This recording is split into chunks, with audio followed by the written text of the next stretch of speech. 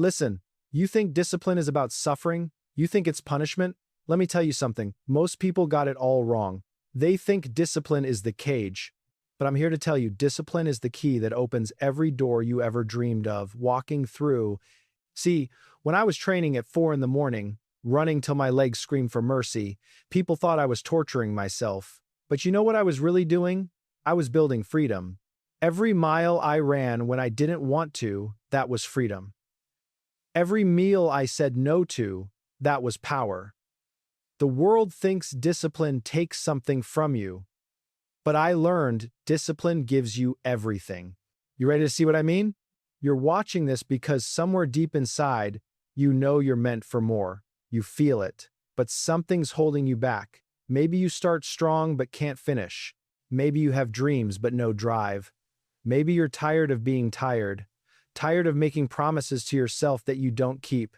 Let me tell you what I know about you. Because I've met millions of people in my life, and the struggle is always the same. You want to be great, but you don't know how to make yourself do the work when nobody's watching. You want to change, but you keep falling back into the same patterns. You look at successful people and think they have something you don't have, some special gift, some magic power that makes discipline easy for them. Here's the truth they don't tell you. Discipline isn't something you're born with. It's something you build. Brick by brick. Day by day. Mile by mile. I'm not here to give you some motivational speech that fires you up for 10 minutes and then fades away. I'm here to tell you how I became the heavyweight champion of the world 3 times. How I stood up to the United States government and didn't break. How I trained my body and mind to do things people said were impossible. But more than that, I'm here to show you that discipline isn't about becoming hard. It's about becoming free. See, most people think discipline is restriction. They think it's about all the things you can't do, can't have, can't enjoy, but that's backwards. Discipline is what gives you everything. When you master discipline, you master yourself. And when you master yourself, there ain't nothing in this world that can stop you. I'm going to break down for you exactly how I trained, not just my body, but my mind, my spirit, my whole being. I'm going to show you the daily practices that took a skinny kid from Louisville, Kentucky, and turned him into the greatest. I'm going to give you the same principles I use to win in the ring and win in life.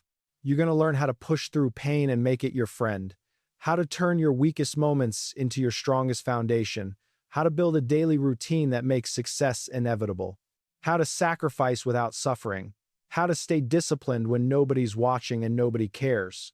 This isn't theory, this is what worked for me. And it'll work for you if you're ready to do what most people won't do. By the end of our time together, you won't just understand discipline, you'll fall in love with it. Because you'll see what I see. Discipline is the bridge between the person you are and the person you're meant to be. So stay with me. What I'm about to share with you changed my life. It can change yours too. Let me take you back to Louisville, 1954. I was 12 years old, and somebody stole my red and white Schwinn bicycle. That bike meant everything to me. It was my freedom, my pride, my joy. When I realized it was gone, I went looking for a cop, ready to whoop whoever took it. They sent me down to the basement of the Columbia gym where Joe Martin was teaching boys to box. I stormed in there, half crying, telling him I was going to beat up whoever stole my bike. Mr. Martin looked at this skinny, angry kid and said something I'll never forget. You better learn how to fight before you start challenging people. Right there in that moment, I had a choice. I could go home angry and bitter, or I could learn to channel that fire into something powerful. I chose to fight. But not the fight I thought I was choosing. See, what I learned in that gym wasn't just about throwing punches. It was about showing up every day. 6 days a week. First one in, last one to leave. While my friends were playing basketball or chasing girls or hanging out on corners, I was in that gym. Running, jumping rope, hitting bags, shadow boxing till my arms felt like they were going to fall off. People ask me, Mohammed, how did you stay disciplined at such a young age? And I tell them the truth. I didn't know what discipline was. I just knew I loved boxing more than anything else. I loved the feeling of getting better. Every day I could do something I couldn't do the day before. Every week I was faster, stronger, sharper. But here's what's important. It wasn't easy. Some days I didn't want to go to the gym. Some days my body hurt. Some days I wanted to quit. But I kept showing up, not because I had some superhuman willpower, but because I fell in love with the process of becoming something more than I was.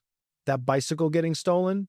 Best thing that ever happened to me, because it led me to discover who I really was and what I was capable of. Sometimes God takes something from you to give you something greater, but you got to be willing to do the work to receive it. I trained with a man named Fred Stoner who taught me real boxing. Not just how to throw punches, but how to move, how to think, how to be a fighter. He worked out of a church basement. It was cold in the winter. The equipment was old and worn, but those boys he trained, they were beautiful fighters. They had sharp hooks and they danced. They could jab, hit, move. They had pretty footwork. They could duck and weave. I wanted to be like them, so I worked. 6 days a week. No drinking, no smoking, nothing but training. I was the first one in the gym and the last to leave. And slowly, day by day, I got better. I wasn't born great. I became great. Through discipline. Fast forward years later, I built my own training camp in the Pocono Mountains of Pennsylvania. I called it Fighter's Heaven. It was on a ridge, 30 miles outside, reading, overlooking valleys and pine forests. I put big boulders all around the camp, with the names of great champions painted on them. Joe Louis, Rocky Marciano, Jack Johnson, Jersey Joe Walcott, Archie Moore, Sugar Ray Robinson. People would come visit and think it was paradise. Beautiful scenery, fresh air, peace and quiet, and it was paradise. But it was also hell.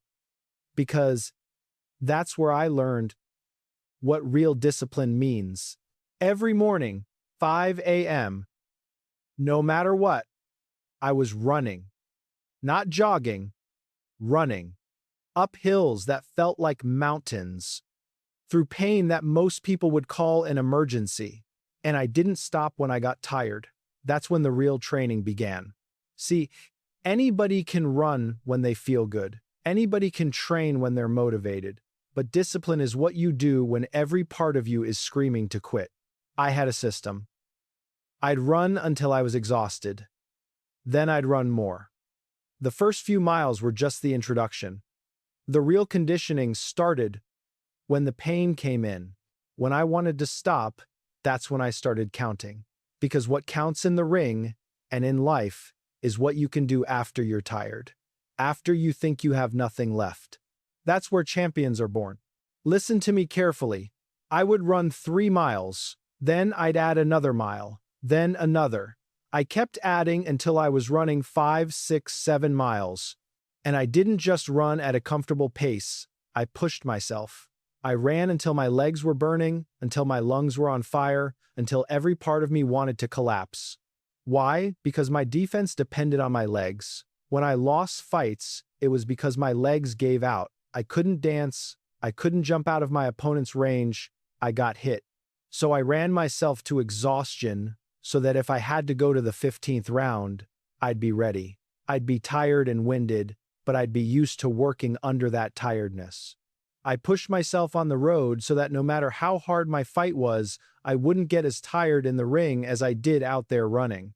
Here's the secret. If I ran only 3 miles and I wasn't tired, then I figured that day didn't do me any good. I had to add on another mile or 2 until I made myself tired. When I was doing my exercises, I didn't start counting till I started paining, and the minute I started paining, I kept pushing under that pain. Then the next day, after I rest, it might take 20 sit-ups instead of 10 to give me a cramp. Later it might take 30. But if I tried to do 30 the first day, I'd break my back. So it's conditioning. After running, I'd take a long walk and I'd think about what I had to do for the day. Training is tough and boring. Sometimes it helps to have something to think about and take your mind off the pain. When I'd come back off the road around 7:30, I'd take a rest. Running and jogging stirs me up internally and mentally to the point where I got to cool off. I'm tired, but I'm wide awake. I rest, but I can't sleep. I'm too jittery, too jumpy. I'd stay in my cabin for a while, watch television, read the papers, or look at magazines. I'd bring my opponent into focus, and I'd plan for the battle. Around 9 o'clock, I'd have breakfast. I didn't eat very much because I didn't want too much on my stomach before my afternoon workout. Afterwards, I'd sleep from about 11 till 1:30. By 2 o'clock, I was in the gym. Going in the gym means nothing if you don't have road work under your belt. So I never started working there till after I had at least 5 days of running. Those running periods gave me enough energy to work 3 rounds on the speed bag, enough wind to jump rope 4 or 5 rounds, enough stamina to get in the ring and box hard for 3 or 4 rounds. I'd come back from those runs barely able to walk. But I'd rest for a bit, eat a light breakfast, then sleep. Then by 2 o'clock, I was in the gym for hours more. 3 rounds on the heavy bag, 3 rounds on the speed bag, 3 rounds jumping rope. Between each round, exactly 1 minute rest, just like in a real fight. People thought I was crazy. They'd say, "Muhammad, you're training too hard, you're going to burn yourself out." But they didn't understand. I was building something they couldn't see. I was building the ability to go 15 rounds when I needed to.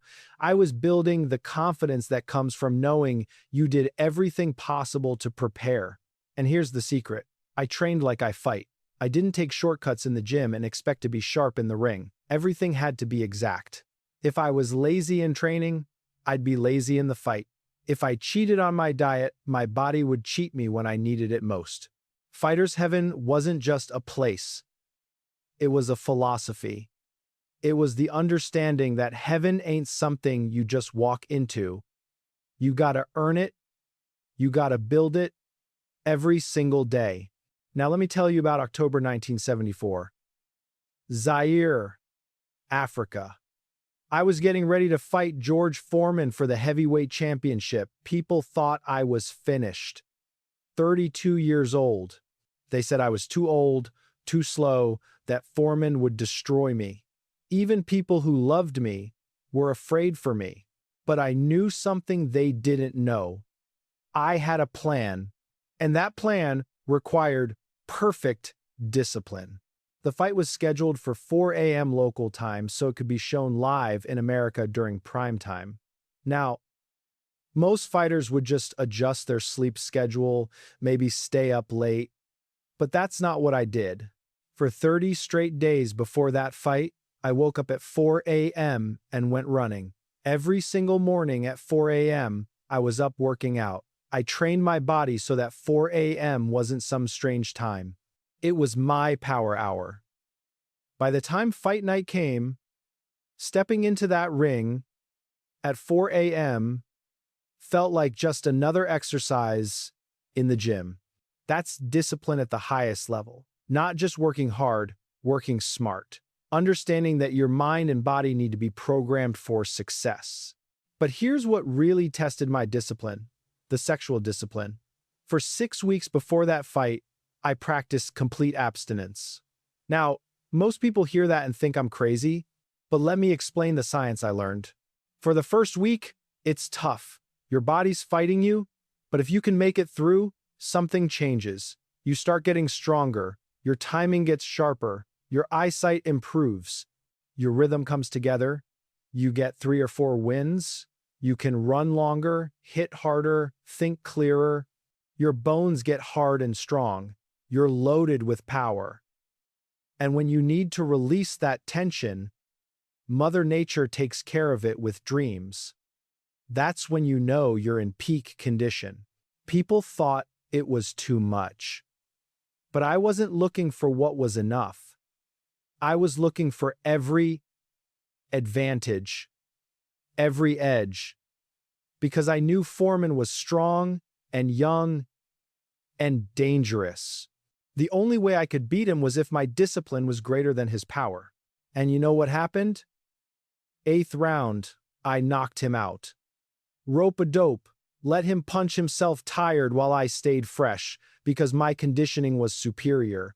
People called it strategy, but it was really discipline that won that fight. Months of discipline. Years of discipline. See, the fight everybody saw lasted 25 minutes, but I'd been preparing for that fight my whole life. Every morning I got up when I didn't want to. Every meal I said no to that I wanted. Every sacrifice I made when nobody was watching. All of it came together in that ring in Zaire. That's what discipline does. It prepares you for the moment when everything's on the line. And when that moment comes, you don't rise to the occasion, you fall to the level of your training. Now let me teach you what I learned from all those years of training and fighting. These are the lessons that made me who I am, and they can make you who you're meant to be. Here's something they don't teach in schools. Champions aren't made in gyms.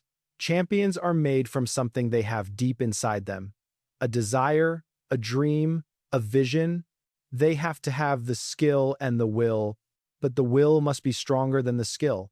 Let me break this down for you because it's important. I've seen fighters with all the talent in the world fail because they didn't have the will. And I've seen fighters with less talent succeed because their will was unstoppable. Skill gets you in the door. Will keeps you in the fight. When I was coming up, people said I had natural talent. Maybe, but you know what I had more than talent? I had desire. I wanted it more than the next man. When I was tired, I wanted it. When I was hurt, I wanted it. When people told me I couldn't do it, I wanted it even more. That desire, that's what discipline feeds on. You can't be disciplined about something you don't really want, but when you want something deep in your soul, discipline becomes natural, it becomes who you are. So before you try to build discipline, ask yourself, what do I really want? What's my dream? What's my vision? Because discipline without direction is just suffering. But discipline with purpose, that's power. Think about it. When I was 12 years old in that gym, I wanted to be a fighter more than anything. That desire made it easy to show up every day. That desire made it easy to say no to parties and drinking and all the things other kids were doing. I wasn't sacrificing. I was investing in my dream. That's the first key to discipline. You gotta want something so bad that the work becomes joy. The sacrifice becomes privilege. The pain becomes purpose. What do you want? I mean, really want. Deep down in your soul. Not what your parents want for you. Not what society says you should want. What do you want? When you find that, when you connect with that, discipline stops being a chore and starts being a calling. Now, let me tell you about pain. Most people run from it. They feel discomfort and they quit. They feel tired and they stop. But I learned early that pain is just a signal. It's your body's way of saying, we're getting somewhere new. When I was running those hills in Pennsylvania, I didn't start counting until I started hurting. Before the pain, I was just warming up. When the pain came, that's when the real conditioning began. You understand what I'm saying? The part of the workout that feels good, that's maintenance. The part that feels hard, that's growth. The part that feels impossible, that's transformation. Think about it like this. When you're lifting weights, your muscles don't grow during the exercise. They grow during the rest, when they're repairing the damage you did. But they can't grow if you don't damage them first. You gotta break them down to build them up. Same with discipline. You don't become disciplined by doing easy things. You become disciplined by doing hard things over and over until hard becomes normal. I used to do sit-ups till my stomach was cramping. Then I'd do more. Next day, it might take 20 sit-ups to get that cramp instead of 10. Then 30. My body was adapting, getting stronger. But if I tried to do 30 on the first day, I'd hurt myself. That's the secret. You push to your limit, then rest, then push again. Little by little, your limit expands. What seemed impossible last month becomes your warm-up today. But you gotta embrace the pain, not run from it. When you feel that burn, that's your signal to keep going. That's where growth lives. I remember one time I was running and my ribs were hurting so bad I could barely breathe. I went to the doctor and he told me I had a bad bruise. He said, "Can't you take a few weeks off?" And I told him, "For me, this is it. I didn't have time to rest. I had a fight coming." So I kept running. I kept training. And you know what? My body adapted. It got stronger. It healed while I worked. Now, I'm not telling you to be stupid and hurt yourself. I'm telling you that pain is part of growth. Discomfort is part of change. And if you want to become something you've never been, you got to do something you've never done. And that something is going to hurt. But that hurt, that's the price of greatness. And it's worth it. Every time. Here's where a lot of people get it wrong. They train one way but expect to perform another way. They slack off in practice but expect to be sharp in the game. Don't work like that. I trained like I fought. Everything about my training mimicked a real fight. I did 3-minute rounds with 1-minute rests between, exactly like a fight.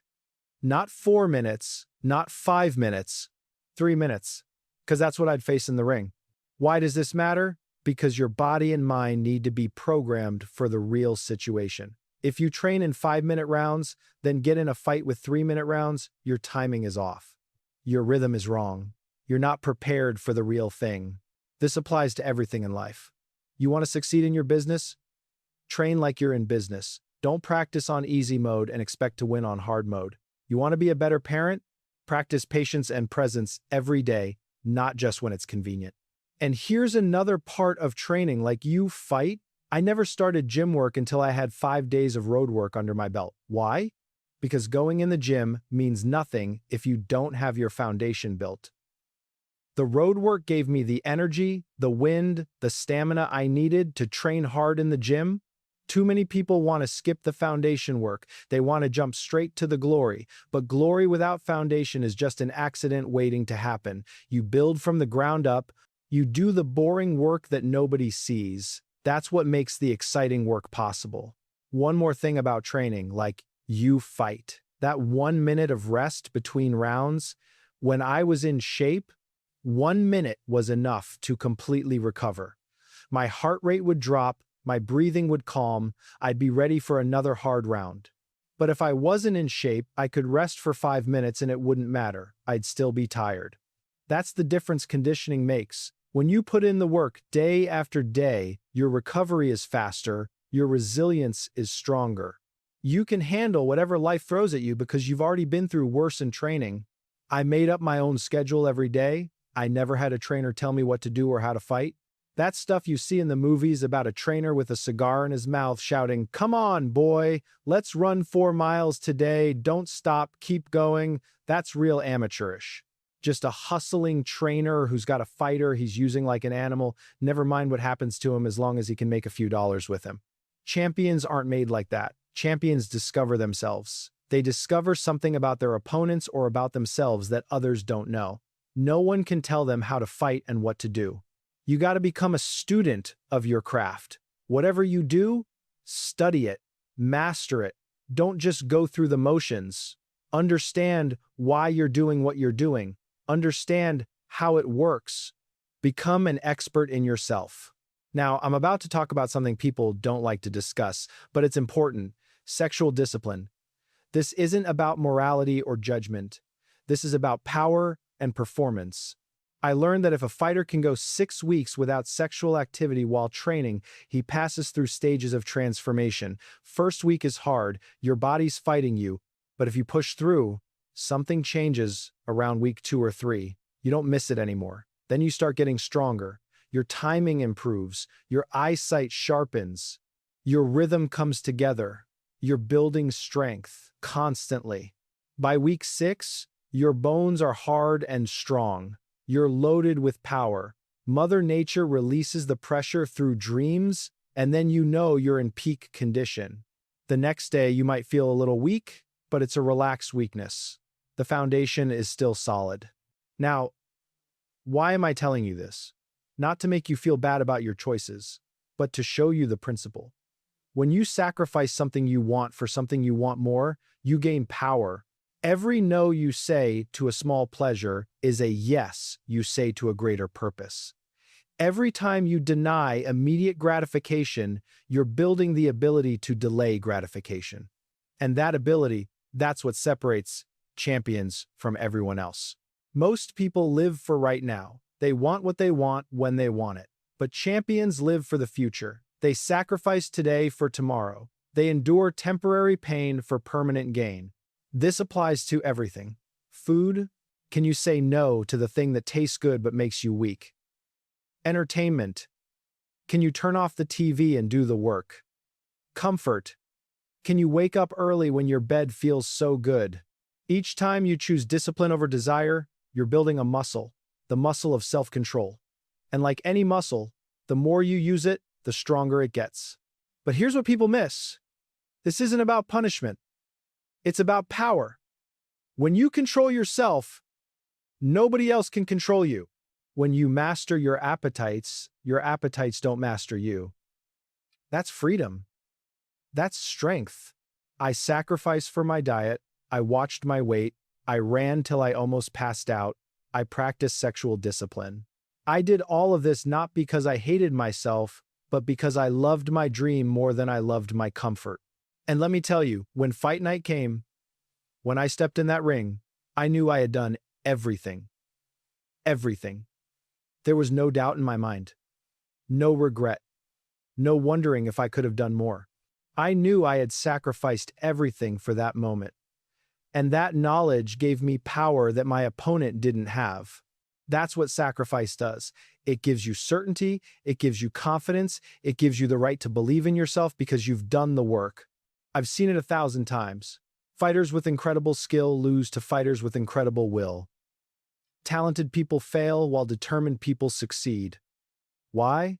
Because when things get hard, and they always get hard, skill isn't enough. You need something deeper. Your will is your why. It's the reason you keep going when everything says quit. It's the fire that burns when everything else is cold. It's the voice that says one more round when your body says no more. How do you build will? You build it the same way you build anything.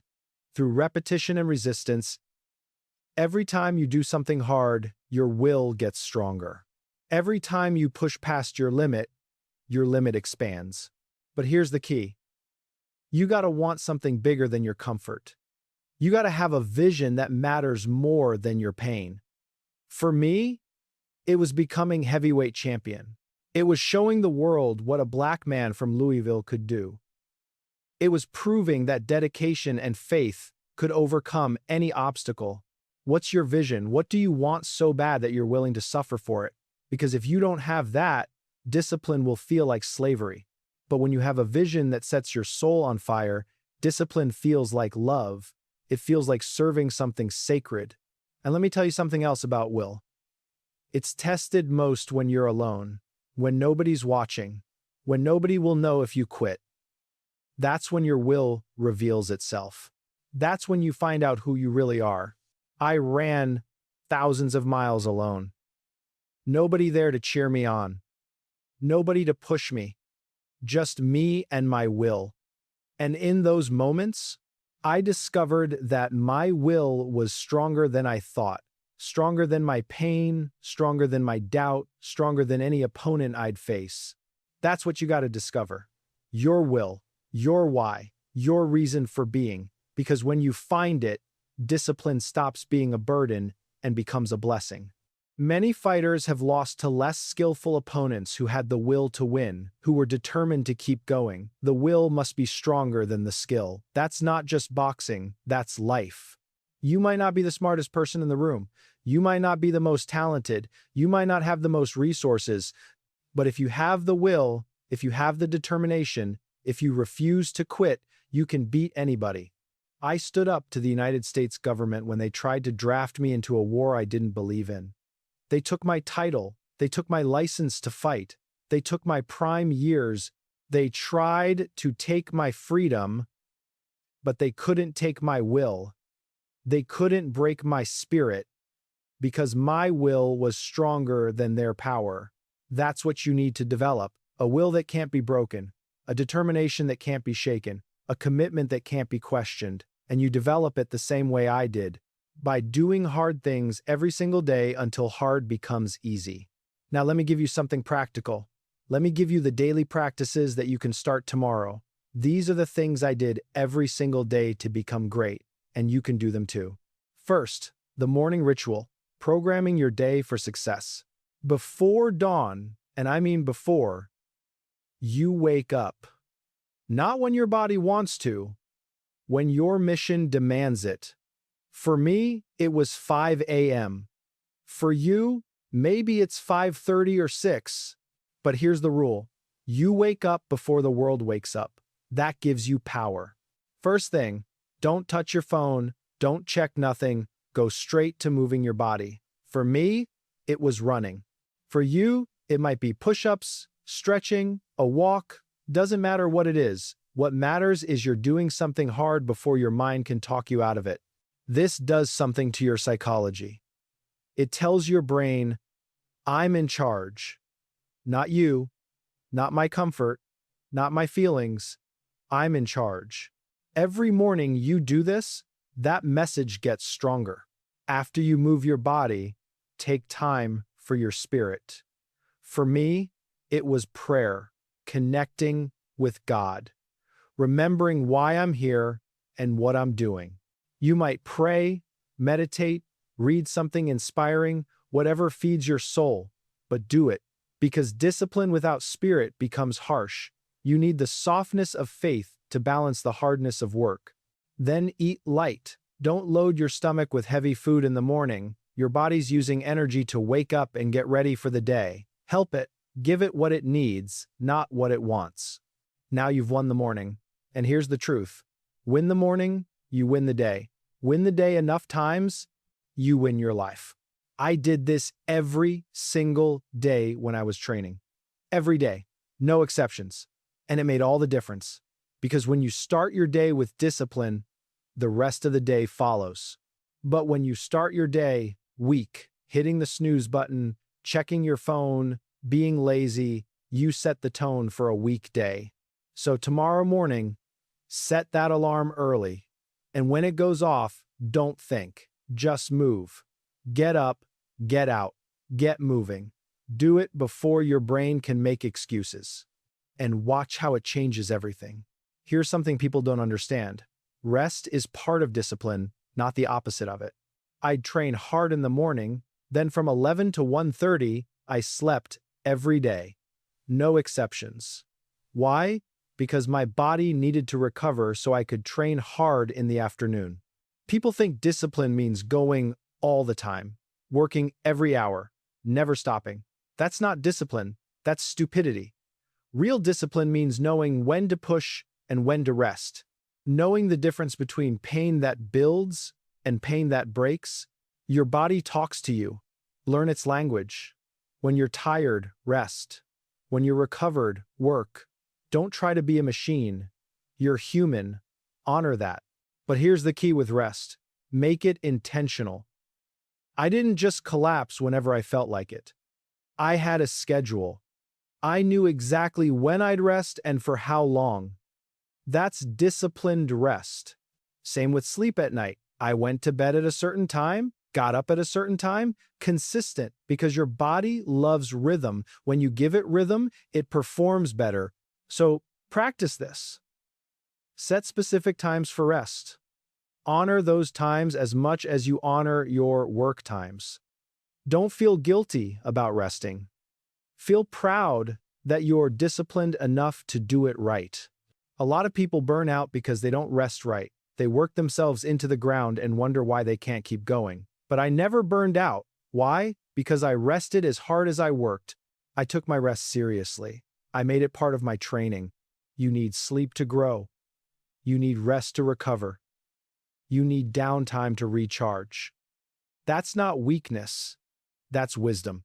In the gym, between every round, I took exactly 1 minute to recover. Not more, not less, 1 minute. This trained my body to recover fast, to use rest efficiently.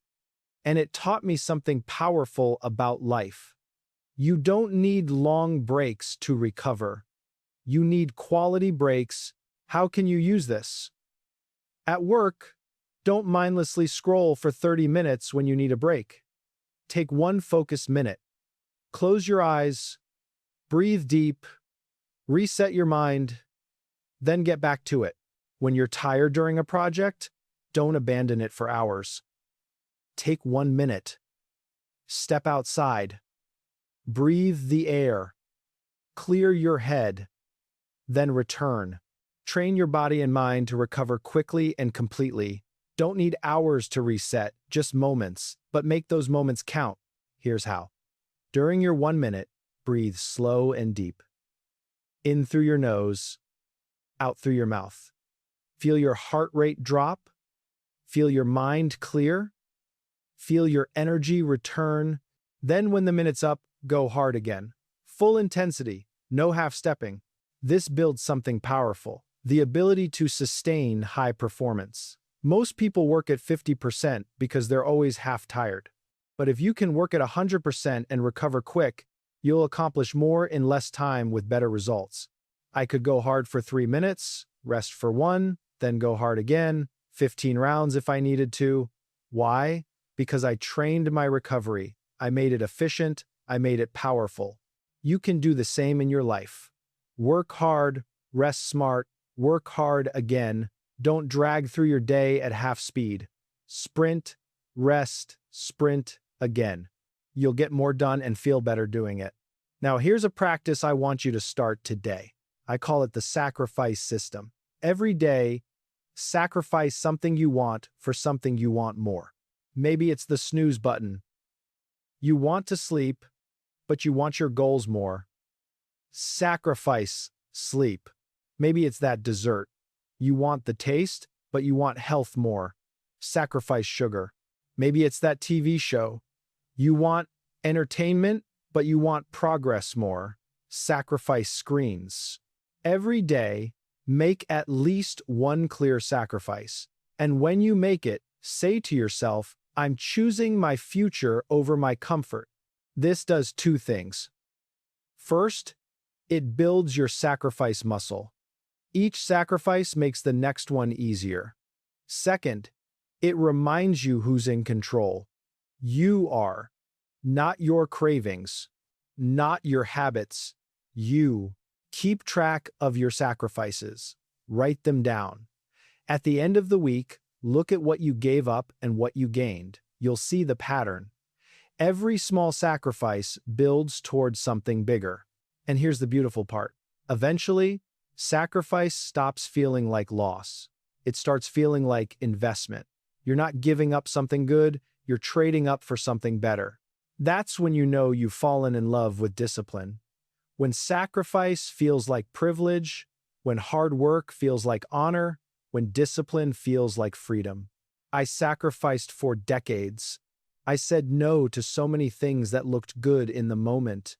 But every no I said brought me closer to my yes. Every sacrifice I made brought me closer to my dream. And when I became heavyweight champion of the world, when I stood on top of the mountain, I knew every sacrifice was worth it. You'll feel the same way.